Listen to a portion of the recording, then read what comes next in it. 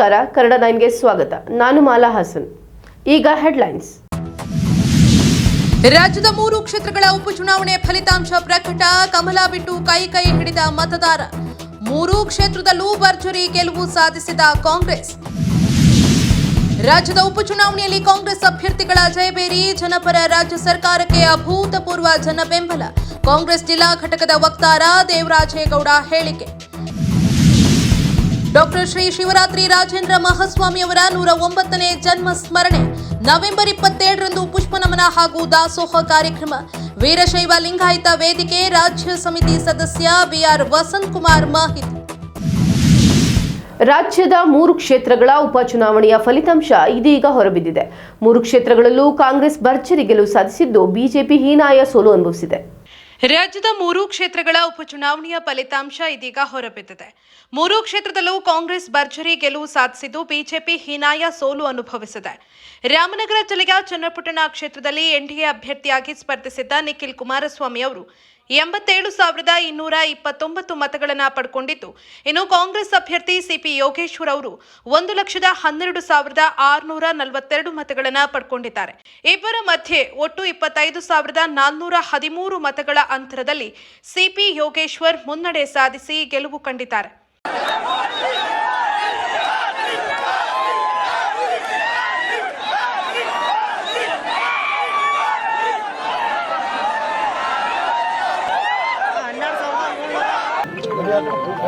ಏನು ನನ್ನ ಚನ್ನಪಟ್ಟಣ ವಿಧಾನಸಭೆಯ ಉಪಚುನಾವಣೆಯಲ್ಲಿ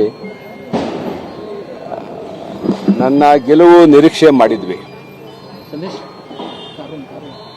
ಮಾನ್ಯ ಮುಖ್ಯಮಂತ್ರಿಗಳಿಗೆ ಮತ್ತು ಉಪಮುಖ್ಯಮಂತ್ರಿಗಳಿಗೆ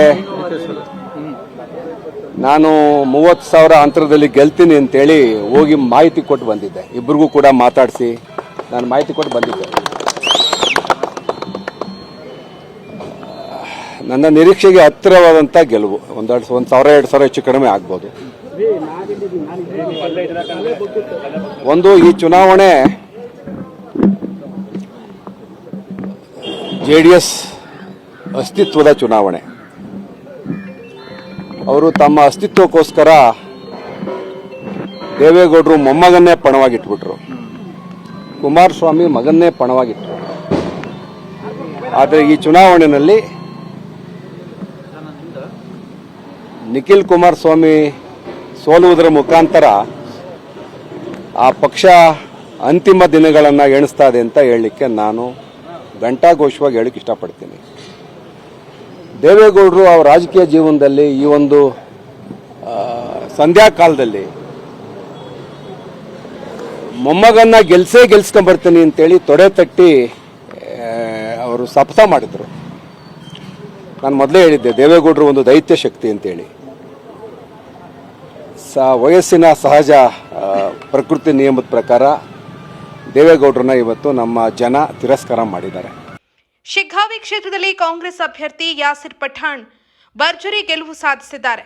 ಮಾಜಿ ಮುಖ್ಯಮಂತ್ರಿ ಬಸವರಾಜ ಬೊಮ್ಮಾಯಿ ಪುತ್ರ ಭರತ್ ಬೊಮ್ಮಾಯಿ ಅವರು 87,308 ಮತಗಳನ್ನು ಪಡೆದುಕೊಂಡಿದ್ರೆ, ಕಾಂಗ್ರೆಸ್ ಅಭ್ಯರ್ಥಿ ಯಾಸಿರ್ ಪಠಾಣ್ ಖಾನ್ 1,756 ಮತಗಳನ್ನು ಪಡೆದುಕೊಂಡಿದ್ದಾರೆ.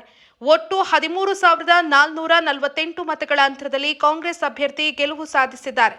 ನಮ್ಮ ತಂದೆ ತಾಯಿಯ ಒಂದು ಆಶೀರ್ವಾದದ ಫಲ. ನನ್ನಂತ ಒಬ್ಬ ಸಾಮಾನ್ಯ ಕುಟುಂಬದಿಂದ ಬಂದಂತ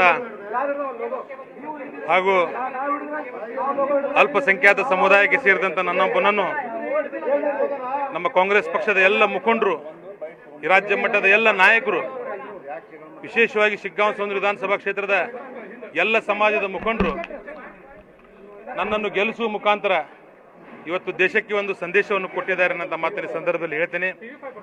ಮುಖ್ಯವಾಗಿ ನಮ್ಮ ರಾಜ್ಯದ ಮುಖ್ಯಮಂತ್ರಿಗಳಾದಂಥ ಸನ್ಮಾನ್ಯ ಸಿದ್ದರಾಮಯ್ಯ ಸಾಹೇಬರು, ಸನ್ಮಾನ್ಯ DK ಶಿವಕುಮಾರ್ ಸಾಹೇಬರು, ಸನ್ಮಾನ್ಯ ಜಾರಕಿಹೊಳಿ ಸಾಹೇಬರು, ಸನ್ಮಾನ್ಯ ಜಮೀರ್ ಅಹಮದ್ ಸಾಹೇಬರು, ಶಿವಾನಂದ ಪಾಟೀಲ್ರು, ಈಶ್ವರ್ ಖಂಡ್ರೆ ಸಾಹೇಬರು, HK ಪಾಟೀಲ್ರು, ಲಕ್ಷ್ಮೀ ಹೆಬ್ಬಾಳ್ಕರ್ ಅವರು. ನೋಡ್ರಿ, ಈ ಕ್ಷೇತ್ರ ಜನರಿಗೆ ಎಲ್ಲ ಗೊತ್ತಿದೆ. ನಾನು ಕೂಡ 2023 ಕ್ಷೇತ್ರಕ್ಕೆ ಹೊಸಬನಾಗಿದೆ. ಬಟ್ 2024 ಚುನಾವಣೆಯಲ್ಲಿ ಕ್ಷೇತ್ರದ ಜನರಿಗೆ ಎಲ್ಲ ಗೊತ್ತಿದೆ. ವಿಶೇಷವಾಗಿ ನಾ ಹೇಳಿದ್ದಿಲ್ಲ ನಿಮಗೆ, ಅವತ್ತಿನ ತಾವು ಹೇಳಿದೆ, ಕೈಲಾಗದ ಶತ್ರುವಿನ ಕೊನೆಯ ಅಸ್ತ್ರ ಅಪಪ್ರಚಾರ ಅಂತೇಳಿ ಆ ಟೈಪ್ ಆಗಿತ್ತು. ಬಟ್ ಕ್ಷೇತ್ರದ ಜನ, ವಿಶೇಷವಾಗಿ ಸಂತ ಶರಣರ ನಾಡು, ಒಂದು ಭಾವೈಕ್ಯತೆಯ ಕೇಂದ್ರ ಶಿಗ್ಗಾಂವ ಸೌಂದರ್ಯ ವಿಧಾನಸಭಾ ಕ್ಷೇತ್ರದಲ್ಲಿ ಯಾವುದೇ ಅಪಪ್ರಚಾರಕ್ಕೆ ಮನ್ನಣೆ ಕೊಡದೆ ಕಾಂಗ್ರೆಸ್ ಪಕ್ಷದ ಒಬ್ಬ ಸಾಮಾನ್ಯ ಕುಟುಂಬದಿಂದ ಬಂದಂಥ, ವಿಶೇಷವಾಗಿ ಅಲ್ಪಸಂಖ್ಯಾತ ಒಂದು ಸಮುದಾಯಕ್ಕೆ ಬಂದಂಥ ನನ್ನನ್ನು ಇವತ್ತು ಎಲ್ಲ ಸಮಾಜದವರು ಕೂಡಿ ಗೆಲ್ಲಿಸುವ ಮುಖಾಂತರ ದೇಶಕ್ಕೆ ಒಂದು ಒಳ್ಳೆಯ ಸಂದೇಶ ಕೊಟ್ಟಿದ್ದಾರೆ. ನಾ ಎಲ್ಲರಿಗೂ ಕೂಡ ಈ ಸಂದರ್ಭದಲ್ಲಿ ಎಲ್ಲ ಸಮಾಜದ ಮುಖಂಡರಿಗೆ, ಪಕ್ಷದ ಎಲ್ಲ ಹಿರಿಯರಿಗೆ, ರಾಜ್ಯ ಮಟ್ಟದ, ಜಿಲ್ಲಾ ಮಟ್ಟದ, ನಮ್ಮ ತಾಲೂಕಾ ಮಟ್ಟದ ಎಲ್ಲ ಅಜಂಪೀರ್ ಖಾದ್ರಿ ಸಾಹೇಬರು, ಸೋಮಣ್ಣ ಬೇವನ್ಮರದವರು, ವಿಶೇಷವಾಗಿ ಮಂಜುನಾಥ್ ಕುನ್ನೂರ್ ಸಾಹೇಬರಾದಿ ಎಲ್ಲರಿಗೂ ನಾನು ಬಳ್ಳಾರಿ ಜಿಲ್ಲೆಯ ಸಂಡೂರು ವಿಧಾನಸಭಾ ಕ್ಷೇತ್ರದಲ್ಲಿ ಕಾಂಗ್ರೆಸ್ ಅಭ್ಯರ್ಥಿಯಾಗಿ ಸ್ಪರ್ಧಿಸಿದ್ದ ಅನ್ನಪೂರ್ಣ ಇ ತುಕಾರಾಂ ಅವರು 93,617 ಮತಗಳನ್ನು ಪಡ್ಕೊಂಡಿದ್ರೆ, ಬಿಜೆಪಿ ಅಭ್ಯರ್ಥಿ ಬಂಗಾರು ಹನುಮಂತು ಅವರು 83,967 ಮತಗಳನ್ನು ಪಡ್ಕೊಂಡಿದ್ದಾರೆ. ಒಟ್ಟು 9,649 ಮತಗಳ ಅಂತರದಿಂದ ಅನ್ನಪೂರ್ಣ ಅವರು ಗೆಲುವು ದಾಖಲಿಸಿದ್ದಾರೆ. ಮೊಟ್ಟ ಮೊದಲನೇದಾಗಿ ನಮ್ಮ ಎಲ್ಲ ಸಂಡೂರು ತಾಲೂಕಿನ ಮಹಾಜನತೆಗೆ ನಾನು ಕೃತಜ್ಞತೆಯನ್ನು ಅರ್ಪಿಸೋದಕ್ಕೆ ಬಯಸ್ತೀನಿ. ಯಾಕಂದರೆ ಸತತವಾಗಿ ನಮ್ಮನ್ನು ಕೈ ಬಿಡದೆ ಬೆಂಬಲಿಸ್ತಾ ಇದ್ದಾರೆ, ಹಾಗೆಯೇ ಆಶೀರ್ವಾದ ಮಾಡ್ತಾ ಇದ್ದಾರೆ. ಅವರಿಗೆ ನಾನು ಸದಾ ಚಿರಋಣಿಯಾಗಿರ್ತೀನಿ, ನಮ್ಮ ಕುಟುಂಬ ಮತ್ತು ಲಾಡ್ ಕುಟುಂಬ. ಯಾಕಂದರೆ ಅಷ್ಟು ಸುಲಭ ಅಲ್ಲ ಪ್ರತಿ ಬಾರಿ ಕೂಡ ಗೆಲ್ತಕ್ಕಂಥದ್ದು. ಆದರೂ ಇಂಥ ಒಂದು ಜಿದ್ದಾಜಿದ್ದಿನ ಕಣದಲ್ಲಿ ಕೂಡ ನಮ್ಮನ್ನು ಆಶೀರ್ವಾದ ಮಾಡಿದ್ದಾರೆ, ತಮ್ಮ ಸೇವೆಗೆ ನಮ್ಮನ್ನು ಆರಿಸ್ಕೊಂಡಿದ್ದಾರೆ ಅಂತಂದರೆ ನಾನು ನಮ್ಮ ಸಂಡೂರು ತಾಲೂಕಿನ ಎಲ್ಲ ಜನತೆಗೆ ಕೃತಜ್ಞತೆ. ನಾವೆಲ್ಲರೂ ಒಗ್ಗಟ್ಟು ಪ್ರದರ್ಶನ ಮಾಡಿದ್ದು, ಎಲ್ಲರೂ ಒಗ್ಗಟ್ಟಾಗಿ ಕೆಲಸ ಮಾಡಿರ್ತಕ್ಕಂಥದ್ದು ಇವತ್ತು ಆ ಫಲವನ್ನು ಕೊಟ್ಟಿದೆ. ಕಳೆದ ಬಾರಿಗಿನ್ನ ಕೂಡ ನಮ್ಮದು ವೋಟಿಂಗ್ ಪರ್ಸೆಂಟೇಜ್ ಹೆಚ್ಚಾಗಿದೆ. ಜನ ನಮ್ಮ ಕಾಂಗ್ರೆಸ್ ಪಕ್ಷಕ್ಕೆ ಹೆಚ್ಚಿನ ಒಂದು ಬಹುಮತವನ್ನು ಕೊಟ್ಟಿದ್ದಾರೆ. ಜನಾರ್ದನ್ ರೆಡ್ಡಿ ಅವರು ಬಂದು ಇಲ್ಲೇ ಮನೆ ಮಾಡಿದ್ರು ನಮ್ಮ ಜನ ಬದಲಾಗಲ್ಲ. ಅವರು ಅಭಿವೃದ್ಧಿಗೆ ಹಾಗೇನೆ ನಿರಂತರವಾಗಿ ಜನರ ಕಷ್ಟ ಸುಖಗಳಿಗೆ ಸ್ಪಂದಿಸೋಂಥ ವ್ಯಕ್ತಿನ ಆಗ್ತಾರೆ. ಆಮೇಲೆ ನಮ್ಮ ಸಂಡೂರಿನ ಭದ್ರಕೋಟೆಯನ್ನು ನಾವು ಮತ್ತೊಮ್ಮೆ ಬಲಪಡಿಸ್ತಕ್ಕಂಥ ಕೆಲಸ ಮಾಡ್ತೇವೆ ಅಂತ ನಾನು ಯಾವಾಗಲೂ ಹೇಳ್ತಾನೆ ಇದ್ದೆ. ಅದನ್ನು ಇವತ್ತು ನಮ್ಮ ಎಲ್ಲ ಸಂಡೂರು ತಾಲೂಕಿನ ಎಲ್ಲ ಮತದಾರರು ಇವತ್ತು ಅದನ್ನ ಮತ್ತೊಮ್ಮೆ ಸಾಬೀತುಪಡಿಸಿ, ನಾವು ದಾಂಪತ್ಯ ಜೀವನದಲ್ಲಿ ಇಬ್ಬರು ಒಬ್ರಿಗೊಬ್ಬರು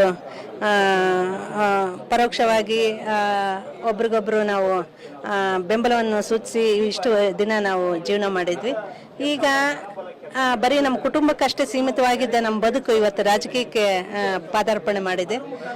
ನಮ್ಮ ಇಬ್ಬರ ಒಂದು ಜವಾಬ್ದಾರಿ ಕೂಡ ಹೆಚ್ಚಾಗಿದೆ ಅಂತೇಳಿ ಈ ಸಂದರ್ಭದಲ್ಲಿ ಹೇಳಕ್ ಬಯಸ್ತೀನಿ. ಯಾಕಂದರೆ ಸಂಡೂರು ತಾಲೂಕು ಮತ್ತು ನಮ್ಮ ಜಿಲ್ಲೆಯ ಒಂದು ಸರ್ವಾಂಗೀಣ ಅಭಿವೃದ್ಧಿಗೆ ಇಬ್ಬರು ಕಂಕಣಬದ್ಧರಾಗಿ ಕೆಲಸ ಮಾಡಬೇಕು.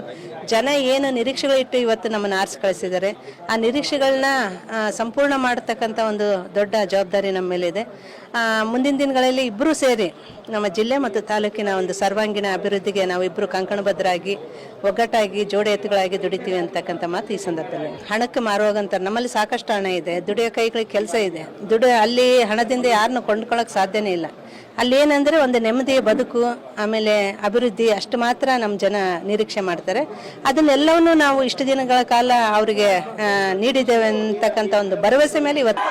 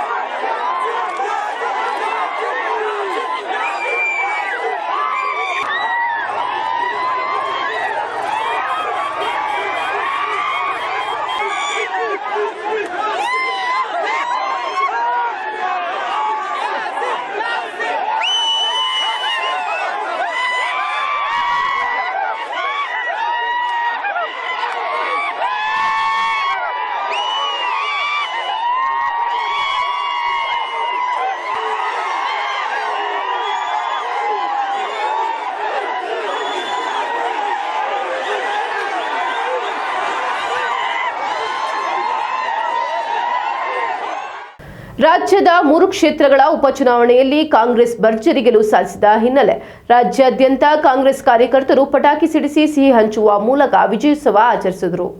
ರಾಜ್ಯದ 3 ಕ್ಷೇತ್ರಗಳ ಉಪಚುನಾವಣೆ ಫಲಿತಾಂಶ ಪ್ರಕಟ ಆಗಿದೆ. 3 ಕ್ಷೇತ್ರಗಳಲ್ಲೂ ಕಾಂಗ್ರೆಸ್ ಭರ್ಜರಿ ಗೆಲುವು ಸಾಧಿಸಿದೆ. ರಾಜ್ಯದಾದ್ಯಂತ ಕಾಂಗ್ರೆಸ್ ಕಾರ್ಯಕರ್ತರು ಪಟಾಕಿ ಸಿಡಿಸಿ ಸಂಭ್ರಮಾಚರಣೆ ಮಾಡಿದ್ದಾರೆ. ಇವತ್ತು 3 ಉಪಚುನಾವಣೆಗಳಲ್ಲಿ ಕಾಂಗ್ರೆಸ್ ಪಕ್ಷ ಅಭೂತಪೂರ್ವವಾದಂತಹ ಜಯಭೇರಿಯನ್ನು ಗಳಿಸಿದೆ. ಈ ಒಂದು ಸಂತೋಷದ ಸಂಗತಿಯನ್ನು ನಿಮಗೆಲ್ಲ ಗೊತ್ತಿದೆ, ನನಗೂ ಗೊತ್ತಿದೆ. ಆದರೆ ಸಂತೋಷವನ್ನು ಎಲ್ಲ ನಿಮ್ಮ ಜೊತೆಯಲ್ಲಿ ಹಂಚ್ಕೊಳ್ಳಿಕ್ಕೆ ನಮಗೆಲ್ರಿಗೂ ಕೂಡ ಭಾಳ ಹರ್ಷ ಆಗುತ್ತೆ ಅಂತಕ್ಕಂಥದ್ದು. ಮತ್ತು ಈ ಚುನಾವಣೆಯಲ್ಲಿ ಏನು ಸನ್ಮಾನ್ಯ ನಮ್ಮ ಮುಖ್ಯಮಂತ್ರಿಗಳಾದಂತಹ ಸಿದ್ದರಾಮಯ್ಯನವರು, ಉಪಮುಖ್ಯಮಂತ್ರಿಗಳಾದಂತಹ ಸನ್ಮಾನ್ಯ ಶಿವಕುಮಾರ್ ಅವರು, ಇವರ ಎಲ್ರಿಗೂ ಕೂಡ ಈ ಚುನಾವಣೆಯ ಫಲಿತಾಂಶದ ಯಶಸ್ಸು ಅವರಿಗೆ ಸೇರಬೇಕು ಅಂತಕ್ಕಂಥದ್ದನ್ನು ನಾವು ಈ ಸಂದರ್ಭದಲ್ಲಿ ಹೇಳಲಿಕ್ಕೆ ಕೂಡ ಬಯಸ್ತೇನೆ. ಮತ್ತು ವಿಶೇಷವಾಗಿ ಮತದಾರರು ಏನಿದ್ದಾರೆ ಎಲ್ಲರ ನಿರೀಕ್ಷೆಯನ್ನು ಹುಸಿ ಮಾಡಿದ್ದಾರೆ.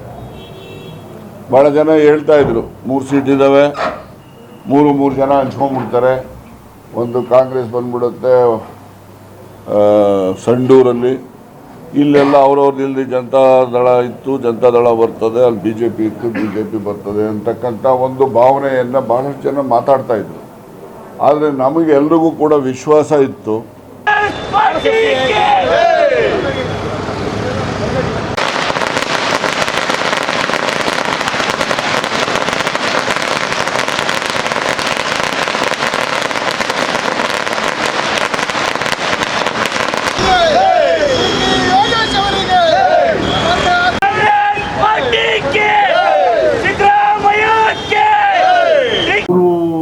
ಕ್ಷೇತ್ರಗಳ ಉಪಚುನಾವಣೆ ಏನು ನಡೀತು, ಜಿದ್ದಾಜಿದ್ದಿಲಿ ಚುನಾವಣೆ ಪ್ರಚಾರ ನಡೀತು. ಈ ಚುನಾವಣೆಯಲ್ಲಿ JDS BJP ಜೊತೆಗೆ ಸ್ಪರ್ಧೆ ಮಾಡಿದ್ರು. ಸ್ಪರ್ಧೆ ಮಾಡೋಕ್ಕಿಂತ ಮೊದಲೇ ಅವರು ತುಂಬಾ ಆಸೆ ಇಟ್ಕೊಂಡಿದ್ರು. ಸಿದ್ದರಾಮಯ್ಯವ್ರನ್ನ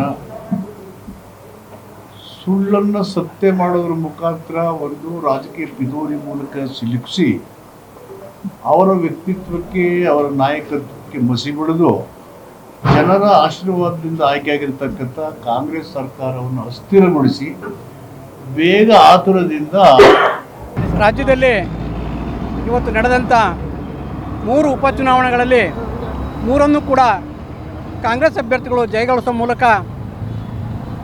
ಜಯಶಾಲಿಯಾಗಿ ಹೊರಬಂದಿದ್ದಾರೆ. ಕುಟುಂಬ ರಾಜಕಾರಣಕ್ಕೆ ಮತ್ತು ಏನು ಉದ್ದೇಶಪೂರ್ವಕವಾಗಿ ಟೀಕೆ ಟಿಪ್ಪಣಿಗಳನ್ನ ಮಾಡ್ತಾ ಇರ್ತಕ್ಕಂಥ ವ್ಯಕ್ತಿಗಳಿಗೆ, ಅದು BJP ಮತ್ತು JDS ಪಕ್ಷದ ಮುಖಂಡರುಗಳಿಗೆ ಒಂದು ಸ್ಪಷ್ಟ ಸಂದೇಶವನ್ನು ಕೊಟ್ಟಿದ್ದಾರೆ. ಈ ಮೂಲಕ ಕಾಂಗ್ರೆಸ್ ಜಾರಿಗೆ ತಂದಿರತಕ್ಕಂಥ ಗ್ಯಾರಂಟಿ ಯೋಜನೆಗಳನ್ನ ಹಾಗೂ ಏನು ಮೊನ್ನೆ ತಾನೇ ಹಲವಾರು ಟೀಕೆ ಟಿಪ್ಪಣಿಗಳನ್ನ ಅನಗತ್ಯವಾಗಿ ಮಾಡ್ತಾಯಿದ್ರು. ಈ ಟಿಪ್ಪಣಿಗಳು ಕೂಡ ನೀವು ಮಾಡ್ತಾ ಇರ್ತಕ್ಕಂಥದ್ದು ಸುಳ್ಳು ಆರೋಪ ಅನ್ನೋದನ್ನ ಸ್ಪಷ್ಟವಾಗಿ ಸಾಬೀತು ಮಾಡಿದ್ದಾರೆ. ಈ ಮೂಲಕ ನಾನು ಈ 3 ಕ್ಷೇತ್ರದ ಜನತೆಗೆ ಮತ್ತೊಮ್ಮೆ ಧನ್ಯವಾದಗಳನ್ನ ಹೇಳಲಿಕ್ಕೆ ಇಷ್ಟಪಡ್ತೇನೆ. ಹಾಗೆಯೇ ಜಾರ್ಖಂಡ್ ರಾಜ್ಯದಲ್ಲಿ ಕೂಡ ನಮ್ಮ ಪಕ್ಷ ಅಧಿಕಾರಕ್ಕೆ ಬರ್ತಾ ಇದೆ.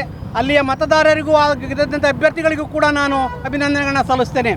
ಎಲ್ಲದಕ್ಕಿಂತ ಪ್ರಮುಖವಾಗಿ ನಮ್ಮ ಪಕ್ಷದ ಅಧಿನಾಯಕಿ ಪ್ರಿಯಾಂಕಾ ಗಾಂಧಿ ಅವರು ಇವತ್ತು ಕೇರಳ ರಾಜ್ಯದ ವಯನಾಡಿನಲ್ಲಿ 3 ಲಕ್ಷಕ್ಕೂ ಅಧಿಕ ಮತಗಳ ಅಂತರದಿಂದ ಗೆಲುವನ್ನು ಸಾಧಿಸಿದ್ದಾರೆ. ಈ ಗೆಲುವು ನಮ್ಮ ಪಕ್ಷದ ಒಂದು ಸಾಧನೆ ಅಂತಲೇ ಕೂಡ ಹೇಳಲಿಕ್ಕೆ ಇಷ್ಟಪಡ್ತೇನೆ. ಆ ಕ್ಷೇತ್ರದ ಜನತೆಗೂ ಕೂಡ ನಾನು ಅಭಿನಂದನೆಗಳನ್ನ ಈ ಮೂಲಕ ಸಲ್ಲಿಸ್ತೇನೆ.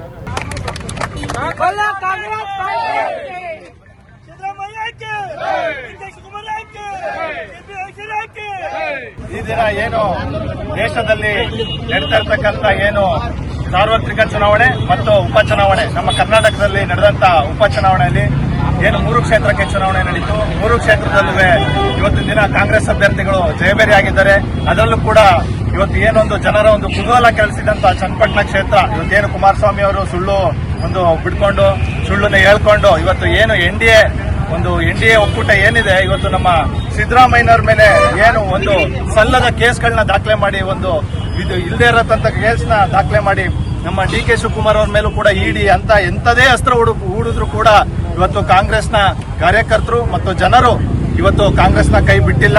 ಸಿದ್ದರಾಮಯ್ಯನವ್ರನ್ನ ಕಾರ್ಯವೈಖರಿ ಮೊದಲು 5 ವರ್ಷ ಏನ್ ನಡೆಸಿದ್ರು ಮತ್ತೆ ಈಗ ನಡೆಸ್ತಾ ಇರ್ತಕ್ಕಂಥ DK ಶಿವಕುಮಾರ್ ಮತ್ತು ಸಿದ್ದರಾಮಯ್ಯನವರ ನೇತೃತ್ವದಲ್ಲಿ ಏನು ಒಂದು ಕಾಂಗ್ರೆಸ್ ಸರ್ಕಾರದ ಇವತ್ತು ಜನ ಇವತ್ತು ಬೆಳೆಯಾಗಿ ಸಂತೃಪ್ತರಾಗಿ ಇವತ್ತು ರಾಜ್ಯ ತುಂಬಾ ಚೆನ್ನಾಗಿ ನಡೀತಾ ಇದೆ. ಇದ್ರ ಮೂಲಕ NDAಗೆ ಇವತ್ತು ನಮ್ಮ ರಾಜ್ಯದಲ್ಲಿ ಬುದ್ಧಿ ಕಲಿಸಿದ್ದಾರೆ. ಅವ್ರು ಏನೇ ಸುಳ್ಳು ಇಡಿ ಆಗಿರ್ಬೋದು, ಐಟಿ ಆಗಿರ್ಬೋದು, ಈ ಮೂಡ ಕೇಸ್ ಆಗಿರ್ಬೋದು, ಇಂಥದ್ದು ಯಾವುದೇ ಸುಳ್ಳು ಭರವಸೆಗೆ ಜನ ತಲೆ ಕೆಡಿಸ್ಕೊಳ್ದೆ ನಮ್ಮ ಕಾಂಗ್ರೆಸ್ ಸರ್ಕಾರ ಮಾಡಿರ್ತಕ್ಕಂಥ ಕಾರ್ಯವೈಖರಿಗೆ ಮೆಚ್ಚಿ ಇವತ್ತು ಕಾಂಗ್ರೆಸ್ಗೆ ಮತ ಹಾಕೋದ್ರ ಮೂಲಕ 3 ಕ್ಷೇತ್ರದಲ್ಲಿ ಗೆಲ್ಲಿಸಿದ್ದಾರೆ. ಹೀಗಾಗಿ ಎಲ್ಲ ಇವತ್ತು ಸಿಹಿ ಹಂಚಿ ನಮ್ಮ ಚನ್ನರಾಯಪಟ್ಟಣ ತಾಲೂಕಲ್ಲಿ 3 ಕ್ಷೇತ್ರದ ಗೆಲುವಿಗೆ ನಮ್ಮ ಜಿಲ್ಲೆಯಿಂದ ತಾಲೂಕಿಂದ ಹೋದಂತ ಪ್ರತಿಯೊಬ್ಬರು ಮುಖಂಡರು ಕೂಡ ಶ್ರಮಿಸಿದ್ದಾರೆ, ಕಾರ್ಯಕರ್ತರು ಕೂಡ ಅಲ್ಲಿ ಶ್ರಮಿಸಿದ್ದಾರೆ. ಅವ್ರ ನೆಂಟರಿಗೆ ಪ್ರತಿಯೊಬ್ಬರು ಕರೆ ಮಾಡಿ ಶ್ರಮಿಸಿದ್ದಾರೆ. ಮತ್ತು ರಾಜ್ಯದ ಎಲ್ಲಾ ಸಚಿವರು, ನಮ್ಮ ರಾಜ್ಯದಲ್ಲಿ ಮುಖ್ಯಮಂತ್ರಿಗಳಿಂದ ಹಿಡಿದು ಪ್ರತಿಯೊಬ್ಬರು ಸಚಿವರು ಕೂಡ ಏನು ಪ್ರತಿದಿನ ಬೆಳಗ್ಗೆ ರಾತ್ರಿ ಅಂದೇ ಕೂಡ ಇವತ್ತು ದುಡಿದು ಆ ಕ್ಷೇತ್ರದ 3 ಕ್ಷೇತ್ರಗಳಿಗೆ ಗೆಲುವಿಗೆ ಕಾರಣರಾಗಿದೆ. ಈ ಗೆಲುವಿಗೆ ಕಾರಣರಾದಂತ ಎಲ್ಲರೂ ಪ್ರತ್ಯಕ್ಷವಾಗಿ ಪರೋಕ್ಷವಾಗಿ ಕಾರಣವಾದಂತ ಎಲ್ಲರಿಗೂ ವಂದನಾರ್ಪಣೆ ನೀಡ್ತಾ ವಂದಿಸುತ್ತಾ ಇಲ್ಲಿ ಬಂದಿರತಕ್ಕಂಥ ಎಲ್ಲರಿಗೂ ವಂದಿಸಿ ನಮ್ಮ ಮಾತನಾಡ್ತೀವಿ.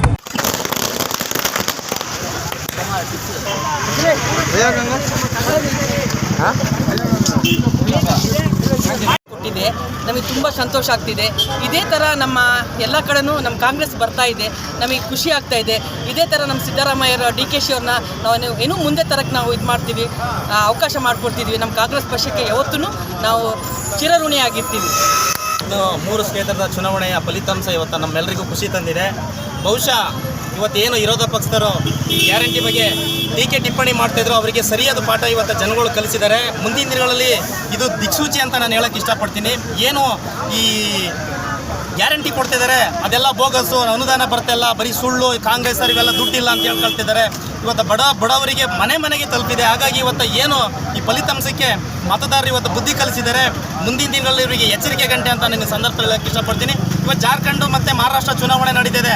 ಗ್ಯಾರಂಟಿ ಬಗ್ಗೆ ಅಪಪ್ರಚಾರ ಮಾಡ್ತಿದ್ದಾರೆ. ಇವತ್ತು ಅವರೇ ಘೋಷಣೆ ಮಾಡಿದ್ರು, ಅವ್ರು ಅರ್ಥ ಮಾಡ್ಕೋಬೇಕು. ಜನಕ್ಕೆ ಗೊತ್ತಿದೆ ಯಾರು ಸುಳ್ಳು ಹೇಳಿ ಜನ ಹತ್ರ ಓಟ್ ಪಡ್ಕೊಳ್ತಾರಂತ ಇವತ್ತು ಎಲ್ರಿಗೂ ಗೊತ್ತಾಗಿದೆ. ಈ BJP ಅವ್ರದ್ದು ಬರೀ ಸುಳ್ಳು ಆಶ್ವಾಸನೆ ಕೊಡೋದು, ಹಿಂದೆ ಅವರು ಸರ್ಕಾರ ಇದ್ದಾಗ ಏನು ಮಾಡಿದಾರೆ ಅನ್ನೋದು ಜನಕ್ಕೆ ಗೊತ್ತಿದೆ.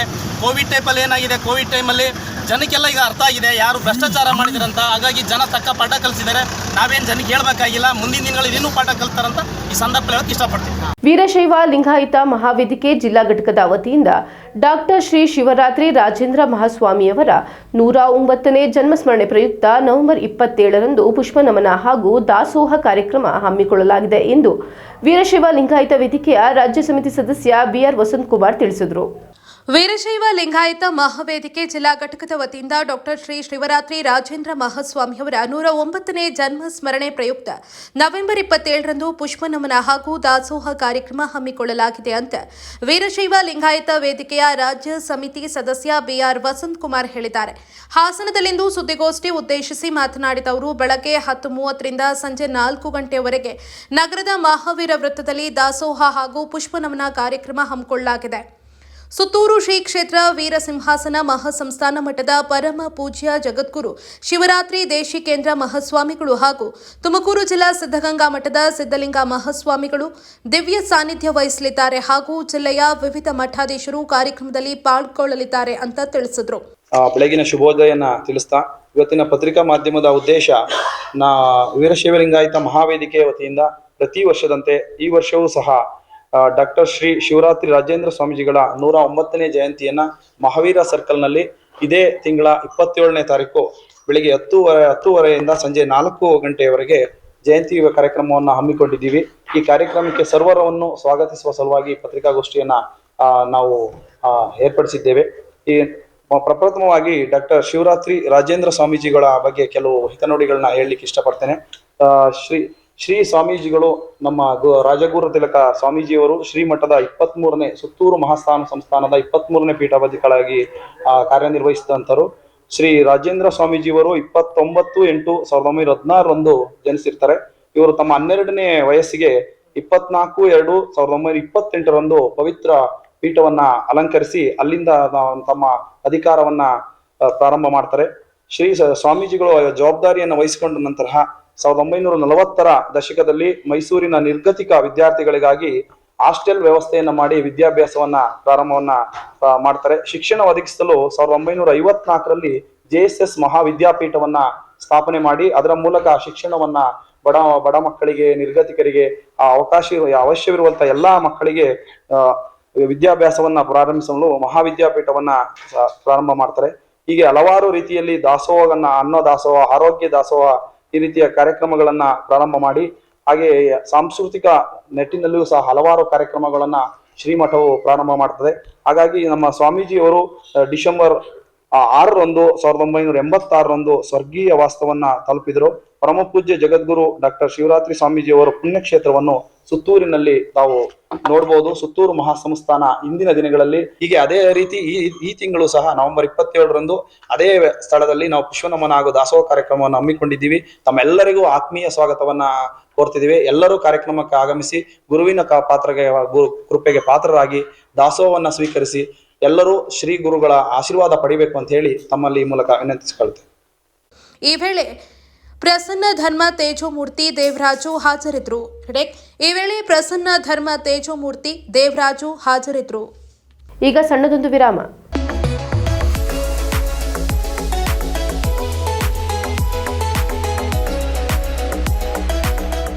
ನೀವು ನಿಮ್ಮ ಫ್ಯಾಮಿಲಿ ಜೊತೆ ಅಥವಾ ಸ್ನೇಹಿತರ ಜೊತೆ ದುಬೈ ಟೂರ್ ಹೋಗೋ ಆಲೋಚನೆ ಇದೆಯಾ? ಸರಿಯಾದ ಮಾರ್ಗದರ್ಶಕರು ಸಿಗ್ತಿಲ್ವೇ? ಹಾಗಿದ್ರೆ ನಿಮ್ಗಿದೆ ಇಲ್ಲೊಂದು ಸುವರ್ಣ ಅವಕಾಶ.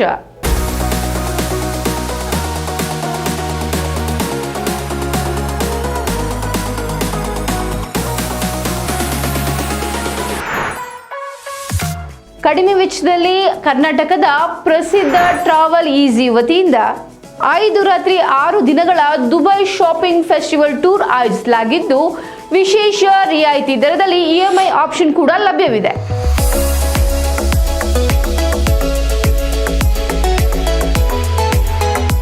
ಈ ಫೆಸ್ಟಿವಲ್ ಟೂರ್ನಲ್ಲಿ ನಿಮಗೆ 4 ಸ್ಟಾರ್ ಹೋಟೆಲ್ ಅಕಾಮಿಡೇಷನ್ಸ್, ಭಾರತೀಯ ಶೈಲಿಯ ಊಟ ತಿಂಡಿ ಹಾಗೂ ಫುಲ್ ಮಸ್ತ್ ಚಟುವಟಿಕೆಗಳಿಂದ ಕೂಡಿದ ಟೂರ್ ಇದಾಗಿದ್ದು, ಅನುಭವಿ ಗೈಡ್ ನಿಮ್ಮೊಂದಿಗೆ ಇರ್ತಾರೆ.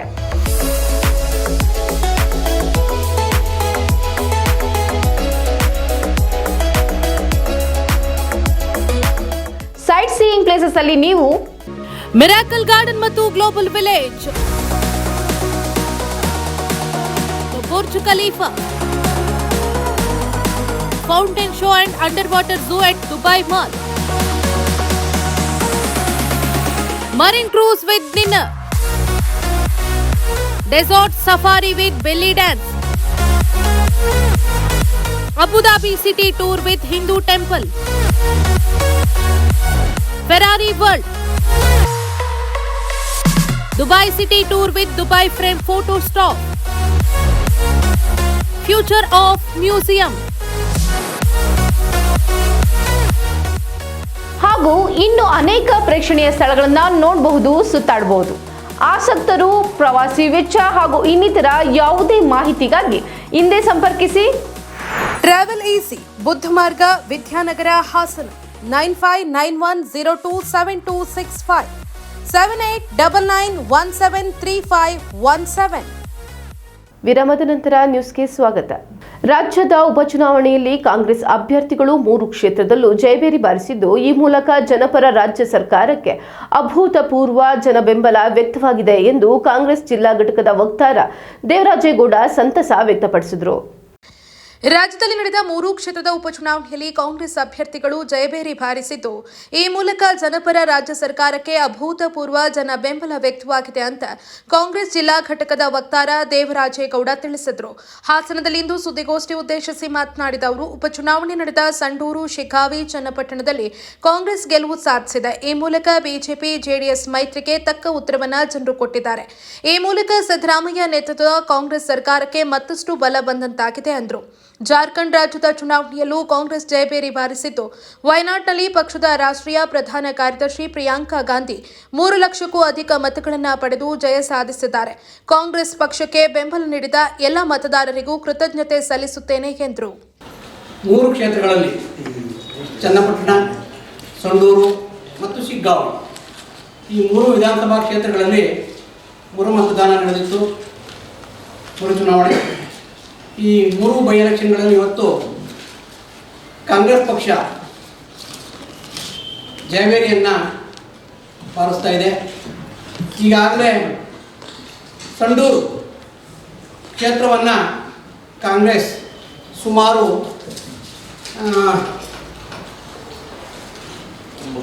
9,000ಕ್ಕೂ ಅಧಿಕ ಮತಗಳ ಅಂತರದಿಂದ ನಮ್ಮ ಪಕ್ಷದ ಅಭ್ಯರ್ಥಿಯಾಗಿರ್ತಕ್ಕಂಥ ಅನ್ನಪೂರ್ಣರವರು ಗೆದ್ದಿದ್ದಾರೆ. ಶಿಗ್ಗಾವಿ ಕ್ಷೇತ್ರದಲ್ಲಿ ಕೂಡ ಪಟಾಣ್ರವರು ಮುನ್ನಡೆಯನ್ನು ಡಿಕ್ಲೇರ್ ಆಯ್ತಾ. ಪಟಾಣ್ರವರು ಕೂಡ ಗೆದ್ದಿದ್ದಾರೆ.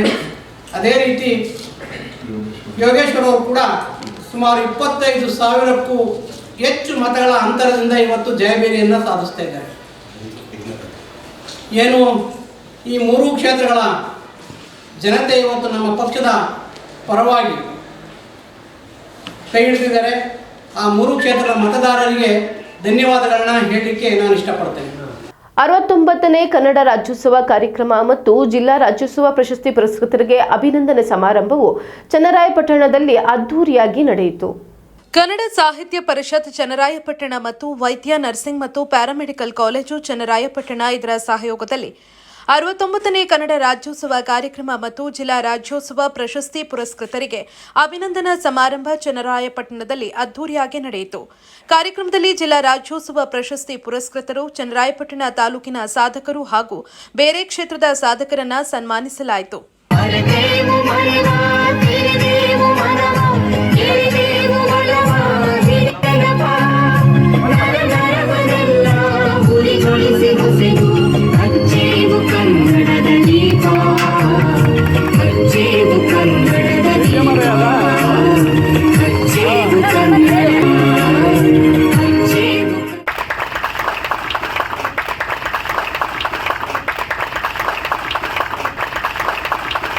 ಇಂಥ ಸಂದರ್ಭದಲ್ಲಿ ಎಲ್ಲಿ ನಡೆಸಬೇಕು ಅನ್ನೋ ಸಂದರ್ಭ ಬಂದಾಗ ಈ ಶಾಲೆಯನ್ನು ಆಯ್ಕೆ ಮಾಡಿಕೊಂಡು, ಯಾಕೆಂದ್ರೆ ಇವತ್ತು ಕೇಳುಗರ ಸಂಖ್ಯೆ ಕಡಿಮೆ ಇದೆ. ಏಳುಗರ ಸಂಖ್ಯೆಗಿಂತ ಕೇಳುಗರ ಸಂಖ್ಯೆ ಕಡಿಮೆ ಇರೋದ್ರಿಂದ ಮುಂದಿನ ಪ್ರಜೆಗಳಾದ ನೀವು ಈ ದೇಶವನ್ನ ಮುನ್ನಡೆಸ್ತಕ್ಕಂಥವ್ರು. ಯಾಕಂದ್ರೆ ಆರೋಗ್ಯದ ಒಂದು ಪೂರ್ವಭಾವಿ ಇಲಾಖೆಯಲ್ಲಿ, ಪೂರ್ವಭಾವಿ ಸಂಸ್ಥೆಯಲ್ಲಿ ಕೆಲಸ ಮಾಡ್ತಾ ಇರ್ತಕ್ಕಂಥವ್ರು ನಿಮ್ಮ ಮಧ್ಯೆಯಲ್ಲಿ ಮಾಡಿದ್ರೆ ಬಹುಶಃ ನೂರಾರು ಸಾವಿರಾರು ಜನರಿಗೆ ವಿಷಯ ತಲುಪುತ್ತೆ ಅಂತ ಹೇಳಿ ಒಂದು ರಾಜ್ಯೋತ್ಸವನ ಇಲ್ಲಿ ನಡೆಸ್ತಾ ಇದೀವಿ. ಇಂಥ ಸಂದರ್ಭದಲ್ಲಿ ಬಹುಶಃ ಬಂಧುಗಳೇ, ನಿಮಗೆಲ್ಲ ಗೊತ್ತಿದೆ, ಈ ದೇಶ ಹಲವಾರು ವರ್ಷಗಳ ಕಾಲ ಪರಕೀಯರ ಪಾಲಾಗಿ ಬ್ರಿಟಿಷ್ನವರು ಸುಮಾರು 800 ವರ್ಷಗಳ ಕಾಲ ಆಳ್ವಿಕೆಯನ್ನು ಮಾಡಿ ಬಿಟ್ಟೋದಂತ ಸಂದರ್ಭದಲ್ಲಿ ಬಹುಶಃ ಕನ್ನಡ ನಾಡಿನಲ್ಲಿ ಅದರದೇ ಆದಂತಹ ಒಂದು ಸಮಸ್ಯೆ ಇತ್ತು. ದೇಶದಲ್ಲಿ ಒಂದು ಸಂವಿಧಾನವನ್ನ ದೇಶ ಹೇಗೆ ನಡಿಬೇಕು ಅಂತಕ್ಕಂಥ ರೀತಿಯಲ್ಲಿ ಸಂವಿಧಾನವನ್ನು ಬರೆದ್ರು. ಅದೇ ರೀತಿಯಲ್ಲಿ ಬಹುಶಃ ಅದಕ್ಕೆ ಹೋಲಿಕೆ ಆಗ್ತಾ ಇದ್ರು ಕೂಡ ಕನ್ನಡ ನಾಡು ನುಡಿಗೆ ಸಂಬಂಧಪಟ್ಟ ಹಾಗೆ ಕನ್ನಡ ನಾಡಿನಲ್ಲಿ ಎಲ್ಲ ಭಾಷಿಗರು ವಾಸ ಮಾಡ್ತಾ ಇದ್ರು. ಹೈದರಾಬಾದ್ ಹೋದ್ರೆ ಆ ಕಡೆ ಹೈದರಾಬಾದ್ ಕಡೆ ಇದ್ರು, ಈ ಕಡೆ ಹೋದ್ರೆ ತೆಲುಗು ಮಾತಾಡೋರಿದ್ರು. ಮತ್ತೆ ಈಗೆಲ್ಲ ಮಿಶ್ರಣ ಮಾಡಿ ಮದ್ರಾಸ್ ಕಡೆ ಹೋಗಿ ಕನ್ನಡಿಗರು ಎಲ್ಲ ಕಡೆ ಹರಿದು ಹಂಚು ಹೋಗಿದ್ರು. ಈ ಕನ್ನಡ ರಾಜ್ಯೋತ್ಸವದ ಶುಭ ಕಾಮನೆಗಳನ್ನ ಬಯಸುತ್ತಾ, ಇದೊಂದು ಅಭೂತಪೂರ್ವವಾಗಿರ್ತಕ್ಕಂತಹ ಅವಕಾಶ ಅಂತ ಹೇಳಿ ನಾನಾದರೂ ಕೂಡ ಭಾವಿಸ್ತೇನೆ. ಇಂತಹ ಕಾಲಘಟ್ಟದಲ್ಲಿ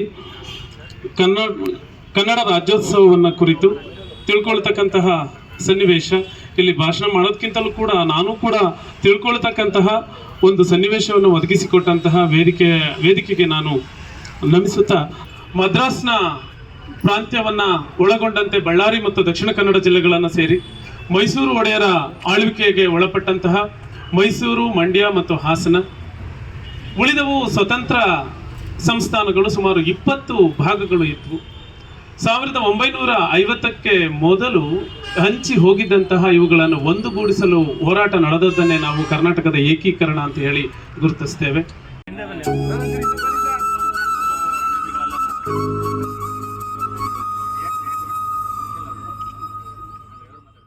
ಕುವೆಂಪು ಒಬ್ಬರು ಸಾಕು ಜಗತ್ತಿಗೆ ಕನ್ನಡ ಭಾಷೆ ಒಂದು ಮಾದರಿ ಭಾಷೆ ಅಂತ ಹೇಳಲಿಕ್ಕೆ. ಜಗತ್ತಿನಲ್ಲಿ ಮಹಾಕವಿಗಳಿದ್ದಾರೆ ಮಕ್ಕಳೇ, ಆದ್ರೆ ಯಾವ ಮಹಾಕವಿಗಳು ಮಹಾ ಕಾದಂಬರಿಕಾರರಾಗಿಲ್ಲ, ಮಹಾ ನಾಟಕಕಾರರಾಗಲಿಲ್ಲ, ಮಹಾ ಕಥೆಗಾರರಾಗಲಿಲ್ಲ, ಮಹಾ ಪ್ರಬಂಧಕಾರರಾಗಲಿಲ್ಲ. ಆದರೆ ಕುವೆಂಪು ಮಹಾಕವಿಯೂ ಹೌದು, ಮಹಾ ಕಾದಂಬರಿಕಾರನೂ ಹೌದು, ಮಹಾ ಕಥೆಗಾರನೂ ಹೌದು, ಮಹಾ ಪ್ರಬಂಧಕಾರನೂ ಹೌದು, ಮಹಾ ವಿಮರ್ಶಕನೂ ಹೌದು, ಎಲ್ಲಕ್ಕಿಂತ ಮಿಗಿಲಾಗಿ ಮಹಾ ಶಿಶು ಸಾಹಿತಿಯೂ ಹೌದು. ಒಬ್ಬ ಶ್ರೇಷ್ಠ ಶಿಶು ಸಾಹಿತಿ. ಮಕ್ಕಳಿಗಾಗಿ ಕವಿತೆ ಬರೆದಂತಹ ಕುವೆಂಪು ಮಹಾಕಾವ್ಯವನ್ನು ಬರೀತಾರೆ. ಜಗತ್ತಿನ ಅದ್ಭುತ ಇದು. ಕಾರ್ಯಕ್ರಮದಲ್ಲಿ ತಾಲೂಕು ಮತ್ತು ಹೋಬಳಿ ಮಟ್ಟದ ಕನ್ನಡ ಸಾಹಿತ್ಯ ಪರಿಷತ್ನ ಎಲ್ಲ ಪದಾಧಿಕಾರಿಗಳು, ಸಾಹಿತಿಗಳು, ಪ್ರಗತಿಪರ ಚಿಂತಕರು, ಕಲಾವಿದರು, ಕನ್ನಡಪರ ಸಂಘಟಕರು, ರೈತ ಸಂಘದ ಪದಾಧಿಕಾರಿಗಳು, ದಲಿತ ಪರ ಸಂಘಟನೆಯ ಮುಖಂಡರು ಉಪಸ್ಥಿತರಿದ್ದರು. ಈಗ ಮತ್ತೊಮ್ಮೆ ಹೆಡ್ಲೈನ್ಸ್. ರಾಜ್ಯದ 3 ಕ್ಷೇತ್ರಗಳ ಉಪಚುನಾವಣೆ ಫಲಿತಾಂಶ ಪ್ರಕಟ. ಕಮಲ ಬಿಟ್ಟು ಕೈ ಹಿಡಿದ ಮತದಾರ. 3 ಕ್ಷೇತ್ರದಲ್ಲೂ ಭರ್ಜರಿ ಗೆಲುವು ಸಾಧಿಸಿದ ಕಾಂಗ್ರೆಸ್. ರಾಜ್ಯದ ಉಪಚುನಾವಣೆಯಲ್ಲಿ ಕಾಂಗ್ರೆಸ್ ಅಭ್ಯರ್ಥಿಗಳ ಜಯಬೇರಿ. ಜನಪರ ರಾಜ್ಯ ಸರ್ಕಾರಕ್ಕೆ ಅಭೂತಪೂರ್ವ ಜನ ಬೆಂಬಲ. ಕಾಂಗ್ರೆಸ್ ಜಿಲ್ಲಾ ಘಟಕದ ವಕ್ತಾರ ದೇವರಾಜೇಗೌಡ ಹೇಳಿಕೆ. ಡಾಕ್ಟರ್ ಶ್ರೀ ಶಿವರಾತ್ರಿ ರಾಜೇಂದ್ರ ಮಹಾಸ್ವಾಮಿ ಅವರ 109ನೇ ಜನ್ಮ ಸ್ಮರಣೆ. ನವೆಂಬರ್ 27ರಂದು ಪುಷ್ಪನಮನ ಹಾಗೂ ದಾಸೋಹ ಕಾರ್ಯಕ್ರಮ. ವೀರಶೈವ ಲಿಂಗಾಯತ ವೇದಿಕೆ ರಾಜ್ಯ ಸಮಿತಿ ಸದಸ್ಯ ಬಿಆರ್ ವಸಂತ್ ಕುಮಾರ್ ಮಾಹಿತಿ. ನಿರಂತರ ಸುದ್ದಿಗಾಗಿ ನೋಡ್ತಾ ಇರಿ ಕನ್ನಡ 9. ಇದು ಕನ್ನಡಿಗರ ಕಣ್ಮಣಿ.